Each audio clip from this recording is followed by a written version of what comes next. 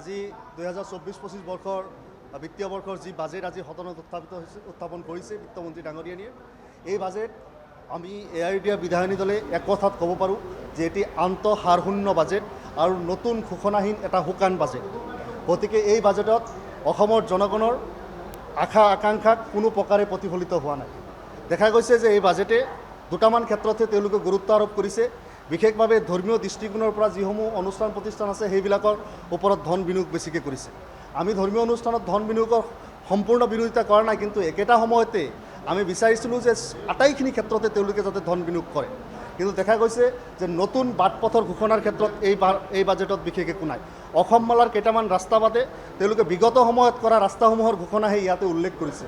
তাৰমানে অহাটো বিত্তীয় বৰ্ষত অসম ৰাজ্যত তাৰমানে নতুন বাটপথ নিৰ্মাণৰ গতি স্থবিৰ হ'ব নেকি, নে নতুন লোনলৈ তেওঁলোকে বাট চাই আছে, যি লোনটো এতিয়া উল্লেখ পোৱা নাই যে সেইটো দি ঘোষণা কৰিব পাৰিলেহেঁতেন।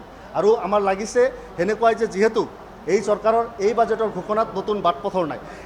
আজি ৰাজ্যৰ জনগণে বিচাৰে উন্নত বাটপথ, যোগাযোগ আৰু যাতায়াত ব্যৱস্থা, একেটা সময়তে বিচাৰে বিদ্যালয়সমূহৰ আন্তঃগাঁথনিৰ উন্নতিকৰণ, একেটা সময়তে বিচাৰে যে স্বাস্থ্যকেন্দ্ৰসমূহৰ উন্নীতকৰণ। কিন্তু দেখা গৈছে যে বাটপথৰ ক্ষেত্ৰত তেওঁলোকে ব্যৰ্থভাৱে এই বাজেটত একো উল্লেখ কৰা নাই। একেটা সময়তে বিদ্যালয়সমূহৰ আন্তঃগাঁথনিৰ কাৰণে দেখা গৈছে যে কিছুমান বিদ্যালয়ত 7 কোটিকৈ 300ৰো অধিক বিদ্যালয়ত তেওঁলোকে ধন পঠিয়াবলৈ যত্ন কৰিছে। দেখা গৈছে যে এই যে বিদ্যালয় হাইস্কুলসমূহক 7 কোটিকৈ টকা দিয়া হৈছে, আৰু বিৰোধী পক্ষৰ বিধায়ক যিসমূহ সমষ্টিত আছে তেওঁলোকক মাত্ৰ 2খনকৈ, আৰু চৰকাৰী পক্ষৰ যিসকল বিধায়ক আছে তেওঁলোকক 4খন 5খন 6খনলৈকে বিদ্যালয় তেওঁলোকৰ সমষ্টিসমূহত 7 কোটিকৈ টকা দিয়া হৈছে। বিগত সময়ত আমি দেখিছিলোঁ যে বাটপথৰ উন্নয়নৰ কাৰণেও এই চৰকাৰে যেতিয়াই পুঁজি দিয়ে শাসকীয় পক্ষৰ বিধায়কসকলক তেওঁলোকক অধিক পুঁজি দিয়ে, আৰু একেটা সময়তে বিৰোধী পক্ষক খুব কম আৰু খুব চেপি পুঁজি দিয়া পৰিলক্ষিত হৈছিল। আৰু এই বাজেটত যি এনেকজাৰ ইয়াতে এটাচ কৰা হৈছে সেই এনেকজাৰতো একেখিনি কথাই প্ৰতিস্ফুট হৈছে।